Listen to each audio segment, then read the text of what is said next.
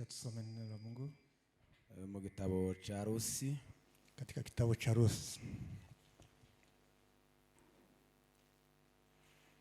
Tusome ijambo ry'Imana niko narimvuze mu gitabo cha Rusi, Katika kitabu cha Rusi duhereye ku gice ca mbere umurongo wa gatatu. sura yake ni ya kwanza mstari ni wa 3. Gitabo cha Rusi gice ca mbere umurongo wa gatatu ariho dusome ijambo ry'Imana. Sura yake ni ya kwanza mstari ni wa 3. Bibiliya iravuze ngo Elimeleki umugabo wa Neome arapfa, asigarana abahungu be bombi, barongora abamowabukazi, umwe witwa Orpa n'undi witwa Rusi. Bamara imyaka nk'icumi, maze Mahaloni na Kiliyoni bombi barapfa. Uwo mugore yapfushije umugabo we n'abana be bombi. Amen.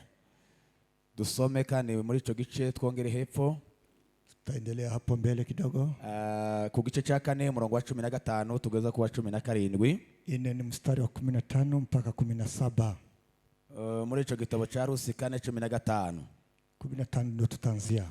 Bibiliya yavuze ngo kandi azasubiza intege mu bugingo bwawe, azagutunga mu bukecuru bwawe, kuko umukazana wawe ugukunda akugirira umumaro uruta uwo abahungu 7 ariwe umubyaye.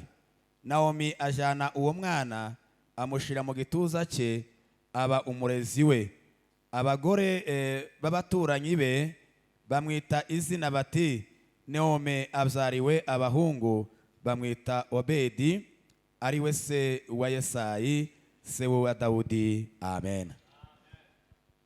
Mureke dusoreze gusoma hano mu gitabo cy'ibyakozwe n'intumwa, Kitabu cha Matendo ya Mitume, gitabo cy'ibyakozwe n'intumwa igice cya 27 cyangwa se 27 27 n'umurongo wa 20 mpaka 27 n'umurongo wa 20 mpaka 20.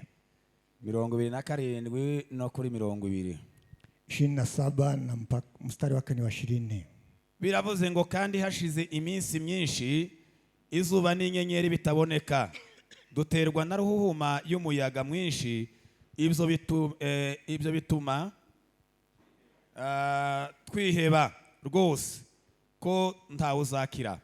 Kandi bamaze iminsi batarya, Pawulo ahagarara muri bo, arababwira ati, yemwe bagabo, mwari mukwiriye kunyumvira timuve i Kereti, ngo mutabona ibindi byago no gupfusha ibyanyu.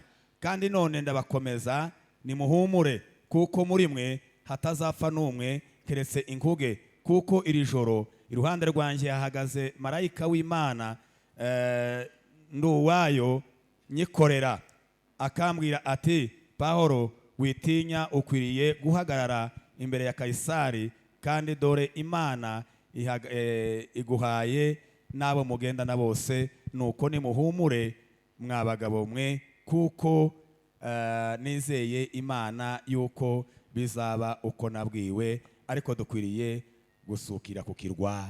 Amen. Amen. Muri uyu mwanya duhimbaje Imana y'umwami wacu Yesu Kristo. Tunashukuru Bwana wetu Yesu Kristo kuko iduhaye umwanya mwiza wo guterana kugira ngo tubashe guhumurizanya, kwani ametupa kibali cha kuwa hapa ili tupate kupeana faraja. Ibyabaye twese turabizi, yale yaliyotupata sote twajua, ngeretse umwana muto, isipokuwa mtoto mchanga, ariko ibi kutubaho twese, bali tunayoyapitia umuntu mukuru wese arabizi, kila yote anajua. Ariko muri uyu mwanya, ila kwa nafasi hii turashimira Imana kuko nta kintu na kimwe itigeze itegura. Tunashukuru Mwenyezi Mungu kwani hakuna chochote ambaye hajaandaa. Ibintu byose yarabiteguye, kila chochote kimeandaliwa, kuko ikintu cyose iyo kije, kila chochote tunachopitia kifite n'igisubizo cy'ijambo ry'Imana yagitanzeho, kinajo jibu la neno la Mungu kadiri Mungu alivyoinenea. Turashimira Imana rero izi turema umutima. Tunashukuru Mwenyezi Mungu ambaye anatupa moyo, niyo mpamvu tubasha guterana tukaririmba, tugasoma ijambo ry'Imana, tugasenga, tukanezerwa. Ndio Ndio maana huimba na kushangilia na kandi kufurahia. abisi batureba bakagira ngo none ko turishuka, Na walimwengu wanapotutazama wanadhania kwamba ariko tumelukwa na ntabwo tuba akili, twishuka, tuba tuzi kuko tufite urundi rugendo dufite ahandi tugana. bali twajua kwamba tunaye msafara mwingine ambaye Rero tunaendelea. turashimira Imana idutije bino bihe. Ndio maana tunashukuru Mwenyezi Mungu. Tutarakomeza kuri iri jambo ry'Imana, Kabla hatujaendelea, ndagira ngo nanjye nongere mpeze umuryango wose wa Mugunga Mpore, nami pia nitapeana pole kwa familia aho muteraniye hose, hali mnapo, bavandimwe bene data. ndugu na marafiki. Uyu muntu dukuwemo Ambaye ametoka ndani yetu, yarahuriweho n'imiryango myinshi, alikuwa miongoni mwetu, ariko nanone yavutse mu muryango wanyu. bali amezaliwa katika familia yenu. Turababwiye ngo mukomere kandi mwihangane. Mujipe moyo na Ibi mvumilie. ni ibihe tubaye tunyuramo, Hizi ni nyakati ambazo ariko navyo tunapitia, bifite iherezo bizarangira. ambalo zina mwisho wa kukomea. Mukomere cyane Muimarike kandi mwihangane. na muimarike. Umuryango wa Muzee Paseri, Mchungaji, turavuze ngo mukomere. tunasema mara tena pole. Mwahumurije benshi Umefariji wengi, kandi turabizi kuko mwizeye, najua kama mna imani, kuko umunsi umwe tuzabana na mwene kwani data siku moja tutapatana na mwenzetu aho badapfa. mahali hawakufi. Yesu ashimwe cyane. Tubahaye ikaze muri iki cyicaro Tunawakaribisha mara tena katika kongamano kugira hili, ngo tubashe kuganira ijambo ry'Imana Imana yanshize ku mutima, ili tuzungumuze ambalo linaligusa kugira kwa ngo moyo, ari ryo tubasha guhumurizanyamo. ili tupate kufarijika.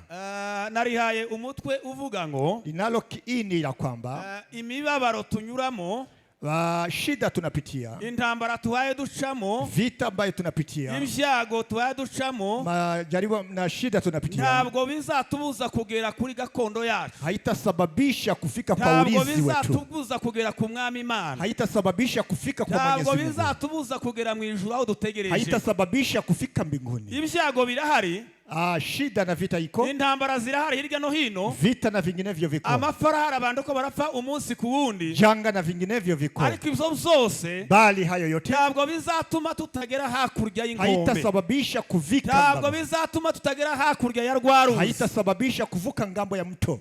Amen. Amen. Dusomye ijambo ry'Imana Tumesoma neno la Mungu, kubera kuko dufite umwanya mugufi. tunayo muda mdogo.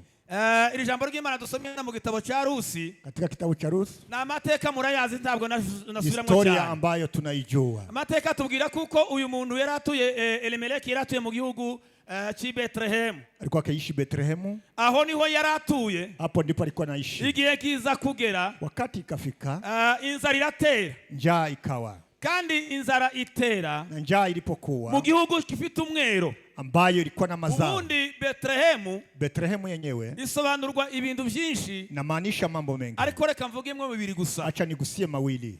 Betlehemu, Betlehemu, uvuze gusa ijambo Beteli ubwayo, Beteli yenyewe birasobanurwa ngo ni inzu y'Imana. ni nyumba ya Mwenyezi Mungu. Beteli Beteli, ni ukuvuga ngo beti Bet, ni inzu, nyumba, Eli El, ni Imana. Mungu. Noneho haravuga ngo yaratuye i Betlehemu. Alikuwa anaishi I Betlehemu, Betlehemu bisobanurwa ngo ni inzu ikimaanisha nyumba, y'ibyo kurya cyangwa se inzu y'imitsima, nyumba ya mikate. ariko inzara iratera. Njaa yenyewe Inzara ikawa itera muri iyo nzu, katika nyumba hii, inzara itera muri ico gihugu. katika nchi hiyo. Elimeleki Elimeleki mwenyewe n'umugore we Naomi na mkewe Naomi n'abana bewe na bahungu watoto wake ngo baravuga ngo reka dusuhuke. wakasema twende, Basuhukira mu gihugu cy'Abamoabu. wakaenda kwa nchi ya Moabu. Bamaze kugerayo, Walipofika baza kuhagirira ibyago bikomeye. wakapatwa na shida Niko kubwa, twasomye ijambo ry'Imana. ndipo tumesoma maandiko, Baza kugira ibyago, wakawa na shida. ijambo ry'Imana ryatubwiye Maandiko ngo yanasema wa musaza Elimeleki arapfa, Elimeleki mwenyewe ariko ngo akaaga, apfa yaramaze gushingira abahungu biwe bombi, watoto wake walikuwa tayari wameoa, uwitwa Mahaloni na Kiliyoni. Mahaloni na Kilioni. Ngo amaze kubashingira abo bana, Walipooa nabo ngo bapfa batabyaye. vivyo hivyo wakafa kabla hajao. Elimeleki arapfuye, Elimeleki anakufa, abahungu biwe bombi barapfa. vijana wanaaga, Ngo bumva bagize wa mugore ngo asigarana ubusharirwe bwinshi, mama akabaki na uchungu, Naomi ngo asigarana agahinda kenshi. akawa na uchungu, Ngo ahamagara abakazana biwe, akaitisha wale kazi ngo wake, arababwira ngo nimugende, kaambia enendeni musubire iwanyu, mkarudi kwenu musubire mu gihugu cyanyu. katika nchi yenu. Mana yandeye ibisharira, Mungu abali none dore ngomba chungu, gusubira iwacu, ni lazima mrudi kandi kweli. numvise kuko iwacu Kwetu Imana yongeye kandi kugendera igihugu Mungu cyacu. ametembelea Imana nchi. yongeye kandi gusura iwacu. Mungu ametembelea Bene nchi. data dufite iwacu. Ndugu tunayo Niko kwetu. Paulo yanditse mu bice bitatu. Paulo ameandika kwamba Umurongo wa 20 mpaka 20. aravuga ngo naho twebweho iwacu ni mu Sisi ijuru. kwetu ni mbinguni. Niho dutegereje umukiza wacu Ndipo ko azava. atakapokuja. Uzaza guhindura imibiri Yeye yacu atakayebadili miili yetu ngo akayishushanya n'umubiri w'ubwiza ambaye ni bwiwe. ya unyonge. Ngo kuko afite imbaraga Yeye anazo nguvu zo za kubadili. kumubasha kwigandurira byose. Za kuirizi. Haleluya. Haleluya. Haleluya. Bibiliya yavuga ngo Maandiko yanasema babakobwa ngo baraza, wasichana wakaje. Orpa ngo asubirayo aragenda, Orpa akambusa akarudi. Rusi ngo barakomeza ngo sinshaka gukomeza muri aya Ruthi magambo. akaumbatana naye. Hari icyo ngendere kuza kuvuga. Kuna yale nagusia. Nyuma y'ibyago byinshi, Kabla ya shida. nyuma y'intambara nyinshi Kabla ya tunyuramo, vita tunapitia. nyuma y'amakuba Naomi yaciyemo, Nyuma ya mateso aliyapitia. nyuma y'intambara yanyuzemo nyinshi, Vita na vinginevyo. ariko twavuze ngo habayeho umunsi, Ikafika siku habayeho umunsi Ikafika mwiza siku njema. wongeye kandi kumugeraho. ambaye imemfikia tena. Bibiliya yatubwiye neza Maandiko amesema ngo aragenda, akaenda. amateka azatubwira Historia inasema kwamba ngo Rusi ngo aramusaba cyane, akamusihi aramubwira ngo mabukwe, akasema mama, ngureke kunyinginga cyane, usinisihi, ntunyinginge kugusiga, usinisihi kukuacha, ntubinyingingire usinisihi kugusiga, kukuacha. amubwira amagambo akomeye cyane, Amwambia mambo magumu. yamubwiyeho amagambo 7 akomeye cyane muri iryo jambo sinyavuga ambayo yose. ni magumu. Yamubwiye ngo reka kunyinginga, Usinisihi, Imana yawe Mungu wako niyo izaba Imana atakuwa yawe, Mungu wangu, ubwoko bwawe taifa lako nibwo buzaba ubwoko litakuwa bwawe, taifa langu. aho uzajya Mahali utaenda nanjye naho ndipo nzajya, nitaenda. aho uzarara Mahali utalala nanjye niho ndipo nzarara. nitalala. Nihagira ikintu kintandukanya nawe Chonitenga na wewe atari urupfu, isipokuwa ni kifo, Imana yawe izaba impore bikomeye. Mungu aniazibu. Bwana Yesu asifiwe. Haleluya. Paulo yandikiye Abaroma Paulo ameandika ibice 8 n'umurongo wa 31 nani aravuga ngo se 31. niki cyadutandukanye n'urukundo Nini rwa Kristo? itatutenga na upendo wa Baba? Ni ikihe kintu cyadutandukanye Nini n'urukundo rwa Kristo? itatutenga na upendo Aravuga wake? ngo se ni ukwambara ubusa, Ni kuvaa uchi, aravuga ngo se ni amakuba, ni shida, aravuga ngo se ni ukwishwa. ni kuwawa. N'uyu munsi inkota iri ku ijosi ryacu Hata leo tunapokuwa ntakizadutandukanye hakuna n'urukundo rwa Kristo. kitatutenga na upendo wake. Tuzakomeza kumunambaho, Tutaendelea tuzakomeza kumshikilia, kumugumaho, kumshikilia tuzageza tugeze hakurya ya hadi Rwaruzi. tuvuke mto. Bwana Yesu asifiwe. Haleluya. Haleluya. Haleluya. Bibiliya Maandiko yanasema iratubwira ngo barakomeza, ngo Naomi amaze kubona kuko uyu mubyeyi amashije, Naomi ngo alipoamua kama ameamua barakomezanya, wakaendelea, barajyana, wakaendelea. ngo bamaze kujyana, Walipoendelea ijambo ry'Imana riratubwira ngo maandiko yanasema kwamba bagezeyo, walipofika ngo kuko Naomi ngo yarakiri umukobwa mutoya. alikuwa angali mchanga, Ndashaka kugera ku ntego yanjye, yarakiri umukobwa muto, alikuwa angali mchanga. ngo abwira nyirabukwe, Akamwambia mama, baramubwira ngo reka ngende hano, acha niendelee nje kutembea gushaka ibyo turya. ili nitafute Mu chakula. mateka y'Abayuda Katika historia iyo yao basaruraga wakati wanavuna bagendaga basiga imyaka mito mito walikuwa hariya wanaacha hirya, mabaki ngo nafasi basigiye abimukira, ili waachie ngo n'abandi wahamiaji, b'abashonji wahamayaji kugira na ngo wengine, baza baza nabo basoroma, ili wapate wakavune. bakomeza kugenda asoroma, Akaendelea kuvuna, agataha, anaendelea kwenda, agasoroma, akavuna, agataha, anaenda nyumbani, bakazanira nyirabukwe. analetea mama mzazi. Ariko ngo nyirabukwe yari ataruhuka. Mama kabla ya kupumzika, Munsi umwe ngo w'umugisha, siku ya baraka, biratubwira ngo agiye guhumba ngo kuko bisanzwe, alipoenda kuleta agiye chakula kama, gusarura kuko bisanzwe, alipoenda kwa mavuno kama kawaida, wahageze jabe kuangalia ngo wafanyakazi, n'abagaragu biwe, wafanyakazi wake. ngo bahageze, Alipofika barabaza ngo se uriya mugore ninde, akasema yule ni nani? uriya mukobwa uhaye Ule Somaliya msichana ninde? ndiye nani? Ngo baramubwira ngo ni wa mukobwa w'Umumoabukazi, Akamwambia ni yule Moaba ngo wazanye na Naomi, ambaye ameyapatana na kandi Naomi. abanyamahanga muri Israeli Mataifa kwa cyari Israeli ikizira gikomeye, ilikuwa ni aibu. ariko ngo Boazi aramubwira ngo Boazi akamwambia mugende mumubwire aze hano. mleteni akuja hapa.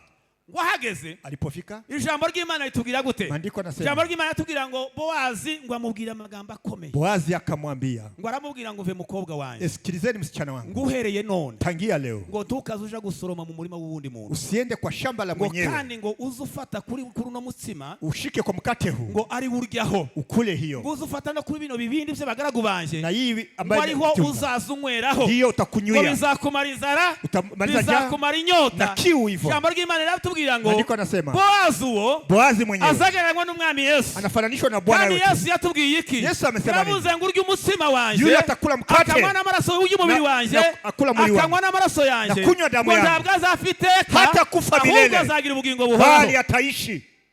Bwana Yesu asifiwe. Haleluya.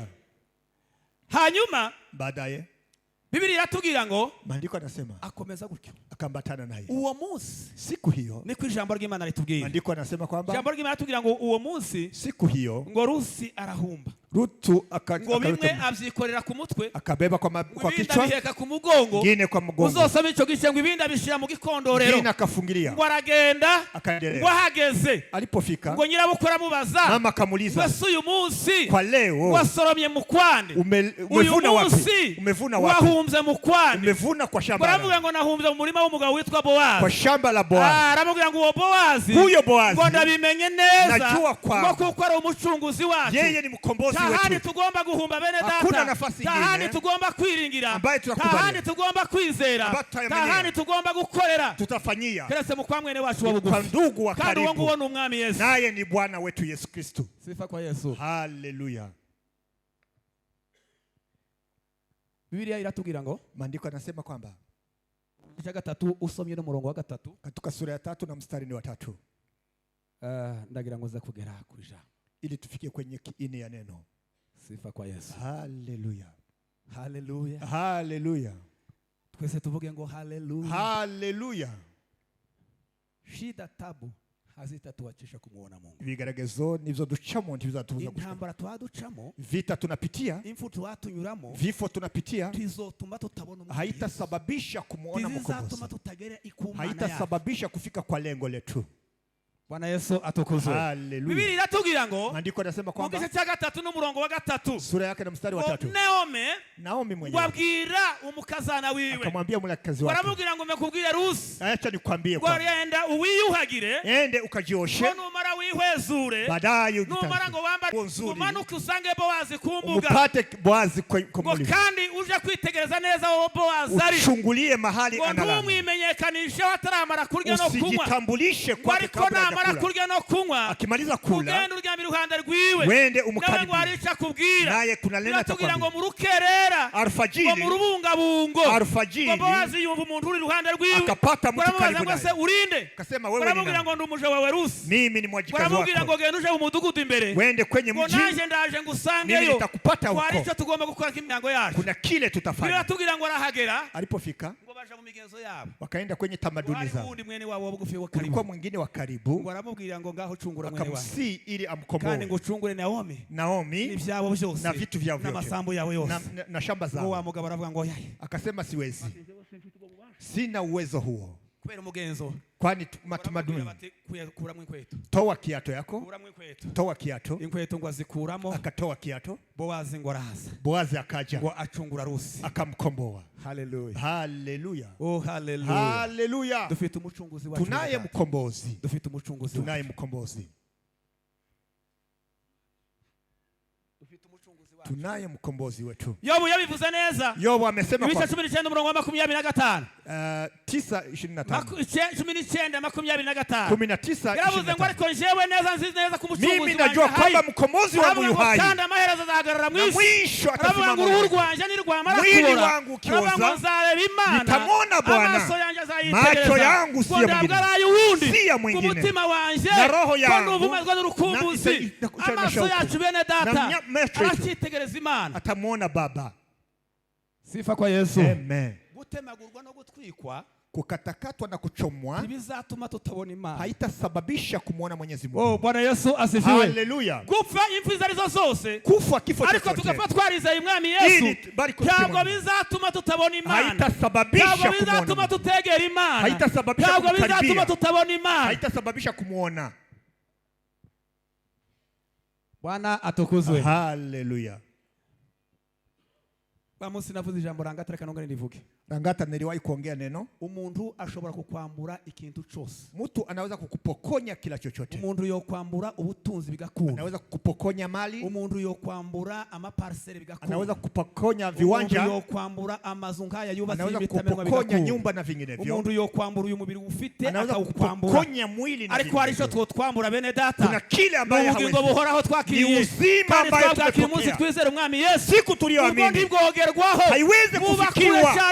Haiwezi kufikiwa. Iyo tumaze kwizera Yesu Kristo, aho ni wabuishwe, mahali tunafichwa, hakuna yote karibia umubiri se. mwili, gutwika umuntu kujya kiyumva, wakichoma mtu asikie tena, amekuwa tayari amekufa, ariko ubugingo bwamaze kugeza uzima tayari umefika mahali. Sifa kwa Yesu. Haleluya. Oh haleluya. Haleluya. Hanyuma aho twasomye mu ijambo ry'Imana za gusoza, mahali tumesoma Biblia yatubwiye ngo, andiko amesema kwamba Boazi yaragenda acura Rusi. Boazi akamwendea Rusi. Biblia yatubwira ngo aragenda abyara umwana w'umuhungu, akamuzaa mtoto kijana, ngo amwita Obed, akampanga jina la Obed. Abanyamudugudu bose babibonye, watu wa kijiji wote, abantu bose ngo babonye uwo mwana, walipoona mtoto ngo baragenda basanga Naomi, wakampata Naomi, baramubwira ngo noneho fata uyu mwana, shikilia mtoto, ugende umushyire mu gituza, ngo kuko Imana ikumaze agahinda, amemaliza huzuni, abahungu 7, amekupatia vijana 7, ndugu na marafiki, agahinda tuzakamarwa, huzuni tunayo, umunsi tuzaba tuzutse, tutakapofufuka kandi kwibuka imibabaro, hatutakumbuka haya tena, kandi kwibuka imiruho, hatutakumbuka hii shida. Bwana Yesu atukuzwe. Haleluya. Haleluya. Haleluya. Byose bizarangira, yote yatakwisha. Dusomye ijambo ry'Imana mu gitabo cy'Ibyakozwe n'Intumwa. Tumesoma neno katika kitabu cha Matendo ya Mitume, ritubwiye neza urugendo rwa Paulo. Nasema safari ya Paulo. Paulo mwenyewe ahangaha ngo yaramaze guca mu nkiko nyinshi, alipita kwenye koti tofauti, ariko ijambo ry'Imana yatubwira ngo, neno la Mungu linasema uyu munsi ngo hari haje umwami Agripa, mfalme Agripa alipokuja, yari yazanye na mushiki wiwe witwa Belerisi na dada yake Abelis, ngo baza mu rukiko, wakafika kwenye koti, aho bari batumiwe n'umugabo witwa Fisto, ambaye akipitishwa na Fisto, ari wari guverneri wari uyoboye intara, yeye alikuwa governor, ngo yaraje guhererekanya n'uwitwa Felix. Karibu balikuwa pamoja na Felix. Ngo kuko urubanza rwa Paulo, kwani shida ngo bari bagerageje kurujamo, waliingilia hiyo kesi, ngo biza kubagora, ikawashinda. ngo bagasanga afite nationalite 2, alikuwa na uraia, ni Umuyahudi, akiwa Muyahudi, bakongera kandi bagasanga ni Umuroma, akiwa Muromani, kandi bagenda mu byo yavuze byose, bagasanga yamaze kujurira kuzaja kwa Kaisari, tayari ameomba rufaa ya kwenda kwa Kaisari. ngo babwira kugira gutyo, alipofika huko, wa mwami wa mugorofeneri witwa Fisto, yeye governor Fisto, wabonye Agripa, alipomwona Agripa, baravuga ngo reka Agripa aze, achene akuje, kugira ngo adufashe guca runo rubanza, ili atusaidie kwa kesi. Haza abakuru bakomeye cyane, wakubwa wakaja, haza ngo n'abasirikare, na wajeshi, ngo n'abakuru bo mu mudugudu, na wakubwa wa kijiji, kugira ngo baraza bagira urukiko rukomeye, wakafika kwenye mahakama, Paulo bamusaba kwiregura, wakamsi ili ajitetee. Zakunda ijambo Paulo yavuze cyane, Paulo akasema, aravuga ngo singiye kwiregura kuko nari nsanzwe niregura, sicha jitetea kama kawaida, aravuga ngo noneho ubu nyine, kwa leo hii, ngo maintenant c'est l'occasion, ni wakati, aravuga ngo mbonye opportunité, ni wakati, mbonye occasion, ni wakati ngo yaguteteye ubukristo bwose nizeye, ili teteye imani yangu. Sifa kwa Yesu. Oh haleluya. Haleluya. Aravuga ngo uyu mwanya, wakati huu, yarasanzwe yiregura mu nkiko zose bamujyanye katika mahakama tofauti, ariko yiregura harya kuri Antonia, akijitetea kwa Antonia, rukiko rukomeye cyane imbere y'umugabekazi, alikuwa mfalme, yari yireguye amagambo akomeye, mambo makubwa, barababwira ngo ndatangaye, nashangaa, na Ana na Kayafa nabo, na Kayafa naye, ko muraza kumbaza ibyanje, ananiuliza mambo yangu, mubizi, mnajua hayo. Sifa kwa Yesu. Amen. Ntabwo muzi kuko nahoranyega namwe, nilikuwa pamoja nanyi, simwe mwampaye inzandiko, nyinyi ndimo nipanya nyaraka, Damascus, nikienda huko Damascus, ngiye kuja gufata abantu, ili ni wadhulumu watu, baze kwicwa, ili wakuje kuuawa. Tugezeyo, tulipofika, umwami Imana kantungura, Bwana mfalme akanijia, Sauli akaniita Sauli, batuwere yuko nkaza ngahinduka, nikarudi, sinigeze nshoka nje no mwivuga butumwa, sikuenda kwa Injili. Haleluya. Haleluya. Harisho ngendere yangu ngabone data. Haleluya. Haleluya. Ngo sinigeze nje no kuvuga ubutumwa, sikwenda kutetea Injili, sinabihangaye, sikuiweza, ngo nabanje kuja muri Arabia, nilienda Arabia, mbicara imyaka 3, nikamaliza miaka 3, kugira ngo manze nige neza, ili nisome vizuri. Nigiye nari mvuyeyo, na wakati nilipotoka, ntabwo nashose nje kubwiriza, sikwenda kuhubiria, ahubwo nabanje kuja kureba abakuru b'itorero, nilienda kwa kwa kanisa, itorero kubagisha inama, ili wanishauri. Bati none kwa sasa uyu munsi ko murambaza ngo se byagenze gute, mnaniuliza imetendekaje? Haleluya. Bwana Yesu asifiwe. Haleluya. Avuga ijambo ryiza, akaongea neno. Uwo mwanya ngo bahageze, walipofika, ngo Paulo atangira kwiregura, yeye akajitetea, ngo yariko yiregura, alipojitetea, avugamwe amagambo meza cyane, akaongea mambo kama haya, ngo Imana niringiye, Mungu ninayemwamini, Imana yampamagaye, ambaye ameniita, ngo ni Imana yo kwizerwa, Mungu wa kuaminiwa, kandi ni Imana ya Ibrahimu, ni Mungu wa Ibrahimu, ni Imana ya Isaka, ni Mungu wa Isaka, ni Imana ya Yakobo, ni Mungu wa Yakobo, iyo niyo Mana mpaye mbwiriza, ndiye ninahubiria. Sifa kwa Yesu. Haleluya. Ndiyo maana yaduhumurije bene data. Huyu ndiye anatufariji. Ni Imana ya Ibrahimu. Ni Mungu wa Ibrahimu. Ni Imana ya Isaka. Ni Mungu wa Isaka. Ni Imana ya Yakobo. Ni Mungu wa Yakobo. Ni Imana itanga amasezerano. Ambaye alipeana ahadi. Ni Imana yakomeza. Ambaye anayashikilia. Kandi ngo yamarika yasohoza. Na inayatimiza. Bwana atukuzwe. Haleluya. Hanyuma avuga ijambo. Akasema neno. Arabwira ngo ibyo amategeko yavugaga byose. Yale sheria na Torati. Ariko yaragendere kuja kuvuga umwami Yesu niwe nanje mpangendera. Alikuwa anatarajia kusema Mwenyezi Mungu. Aravuga ngo ibyo amategeko yose ya Mose yavugaga. Yale ambaye Torati imesema. Kwa David ayo mategeko yatubwiraga. Haikutuambia kitu kingine. Uhereye mu itangiriro. Kuanzia mwanzo. Ukageza hariya mu gutegeka kwa kabiri. Paka kumbukumbu la Torati. Kindi amategeko yatubwiraga. Hakusoma chochote. Uhere ko atubwira uyu Yesu wagombaga kuza. Sema Yesu atakayekuja. Kandi akazuka mbaye ndabwira. Yeye amekufa na kufufuka.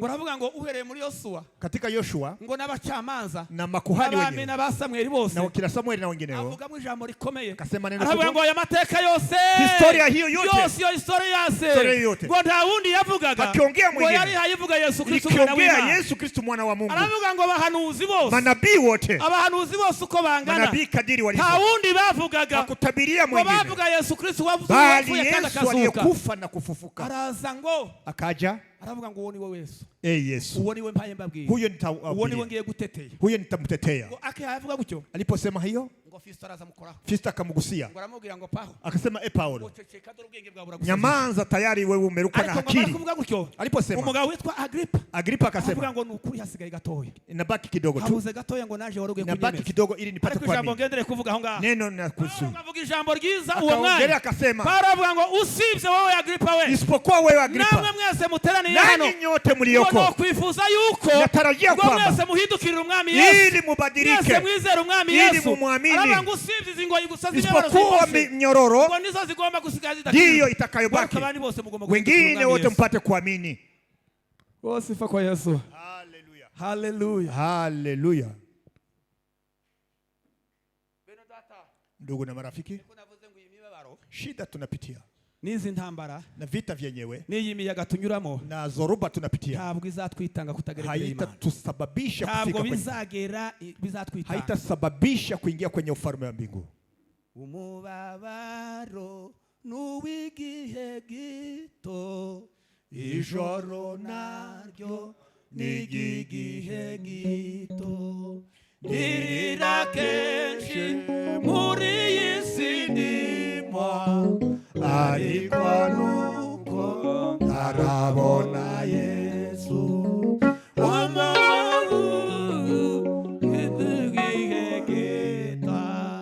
ijoro naryo nigigihe umubabaro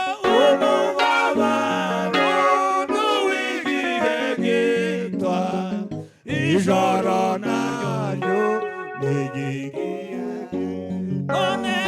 noneho ntacyo umubabaro utwaye kuko zawiba nkirirwa kwaya nubwo ngifite kubabazwa mw'ijuru we mw'ijuru ntamubabaro n'urupfu Imana izava nagura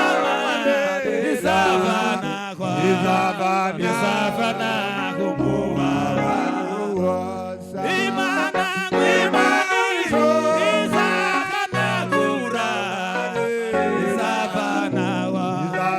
izava naho umubabaro wose tuzabone datubwiza haleluya haleluya oh haleluya haleluya Imana izahanagura amarira bene data Mungu atavuta machozi kandi izavanaho umubabaro wose ataondoa huzuni wote Paulo rero ngo birangiye aho Paulo alipofikia umwami Agripa aravuga ngo mfalme Agripa akasema nta kundi ugomba kuja i Kaisaria kuko wabivuze hakuna mpaka utafika Kaisaria kama ndivyo ulivyosema nta kundi ugomba kugenda ni lazima utaenda kuko deja wamaze kujurira kuko uzagerera tayari umekata rufaa ngo binjira mu bwato wakaingia kwenye merikebu bamuboheshije abandi bantu benshi alipokuwa na watu wengi Birize tugira ngo bari nka 270. Walikuwa zaidi ya 270. Baramubwira ngo ntiyagire ikizakura Pawulo. Kusiwe chochote cha kumgusia Paulo. Muzagende neza muzamuhurusa amahoro. Uende salama mpaka umfikishe. Muzagende neza muzamushitsa amahoro. Mufikishe salama. Kuko yajuririye umwami w'abami. Amepiga rufaa. Biblia tugira ngo baragenda bageze mu nyanja. Walipofika kwenye bagizemo iminsi myinshi. Walimaliza siku mingi. Ariko aho twasomye mu ijambo ry'Imana. Katika neno la Mungu. Biravuga ngo umunsi umwe. Siku moja. Pawulo ngo arahaguruka. Akasimama. Ngo abwira abari mu nkuge. Akaambia wale wote. Abwira abari mu nkuge bose. Ambao walikuwa kwenye merikebu. Ndagira ngo mbahumurize. Acha niwafariji. Ndagira ngo mbabwire. Acha niwaambie. Ngo ubwo nari ndyamye. Nilipolala. Nabonye malaika w'Imana amanuka. Niwana malaika kutoka mbinguni. Akanikaribia. Barambwira ngo. Akasema kwamba. Ibintu zo tuzabifusha. Mambo yatapotea. Inkuge izameneka. Na merikebu itapasuka. Ngo Imana yambwiye ngo muhumure. Lakini Mungu akanifariji. Kandi murye. Na mkule. Ngo tuzagera ibwami neza tuzagerayo. Tutafika salama. Bene data imebaro twatunyuramo. Mahali tunapitia. Indambara turimo. Shida tunazo. Umuyaga w'amafa. Zoruba na zingine. Bizago dushamo. Na shida zingine. Ntibizatubuza kuzagera ibwami. Haitasababisha kufika huko. Sifa kwa Yesu. Haleluya. Hakizatuma tutagera imbere y'Imana. Haitasababisha kufika mbele ya Mwenyezi Mungu. Biratugira ngo baragenda. Wakaenda. Ngo bashikia hafi gutya. Walipofika karibu. Ngo bahura n'imiyaga, bahuye n'imiyaga itatu ikomereka. Wakapitana na dhoruba za aina tatu. Haleluya. Amen. Sifa kwa Yesu. Haleluya. Hakizatuma tutagera ibwami. Hakuna kitatusababisha kufika katika ufalme. Gutandukana n'inshuti. Kuachana na ndugu na marafiki. Haitasababisha kufika kwenye gusigwa n'abana. Kuachwa na watoto. Ntibizatuma tutagera ibwami. Haitasababisha kufika. Kuko bagezeyo kare. Tayari wamefika. Sifa za Yesu. Haleluya. Bararindiriye muri paradizo hamwe n'abandi. Wanangojea kwenye paradizo. Pamoja na watakatifu. Na wale ambao wameitwa. Na wale wote waliokufa kiamini. Katika kwa Waebrania. Hao wote. Washujaa na wenginevyo. Ndio unaweza kujipita. Wote kadiri walivyo. Walikufa wakiwa na imani. Waliona wakiwa na tumaini. Sifa kwa Yesu. Haleluya. Ingawaje wangeambiwa kwamba hawangeambi kuko bariko barangiza imbere yao. Kwani walikuwa wakiona mbele. Bakaza baharangiza ubwiza. Wakiona utukufu. Bakaza babona ubugingo. Bakaza babona ubwiza bukomeye. Na uzima ulioko. Batwiswe mu muriro. Pamoja wamechomelewa. Wengine wamekatwa. Wengine wametolewa ngozi. Wengine waliangushwa. Hao wote bariko bashaka kurokorwa. Hawakutarajia kuokolewa. Bali waliangalia kwa umbali. Oh haleluya. Haleluya. Oh haleluya. Haleluya. Tugira ngo Ibrahimu. Ngo amaze kwitegereza uwo murwa. Alipoona mji huyo. Amaze kwitegereza urwo rurembo. Alipoona mji huyo. Watura mu mahema. Akaishi kwa hema. Yabanamwe na Isaka. Pamoja na Isaka. Na Sara. Na Sarai. Baravuga ngo sinokubaka. Siweza nikajenge. Kuko natumbiriye. Nilipoangalia. Narebeye muri darubini. Nilipoona narebeye mu kwizera. Katika imani. Mbona igihugu Imana yubatse. Nikaona muji uliojengwa. Umudugudu Imana yubatse. Ni muji uliojengwa. Mukandira urema. Na Mungu akaupamba. Izo mpavu. Ndio sababu. Naba mwihema. Mimi nitaishi kwa hema. Naba muri kano gahema. Nitaishi kwa hema. Biri tugira gute? Maandiko yanasema haleluya. Haleluya. Tugira mu Rwanda koko Abakorinto. Kwa Korinto. Ibice 5 umurongo wa 2. 5:20 ngapi? Tugira ngo iyi ngani ihema twambaye. Hii hema tunaivaa. Ngoko turaniha. Sisi tunaugua. Mwene data. Ndugu na marafiki. Ndugu yake umusore. Ingawa alikuwa kijana. Ariko yagaza nihira muri iri hema. Lakini alikuwa akiugua katika. Nawe kuraniha. Nawe pia. Utauni hakubera ijisho. Kwa jicho. Utari hakubera umugongo. Mugongo. Utauri no kuguru. Mguu. No kuboko. Na mkono. Kwese n'umuniho. Sote tunaugua. Ariko Paulo aza kuvuga ijambo Paulo anasema kwamba. Aravuga ngo nubwo tuhaye tuniha. Ingawaje tunapitia hayo. Nubwo tuhaye turira. Ingawaje tunalia. Ingawaje tunapitia katika hema. Si kwani tunatafuta kuiondolewa. Bali tunaangalia mbingu njema. Oh haleluya. Amen.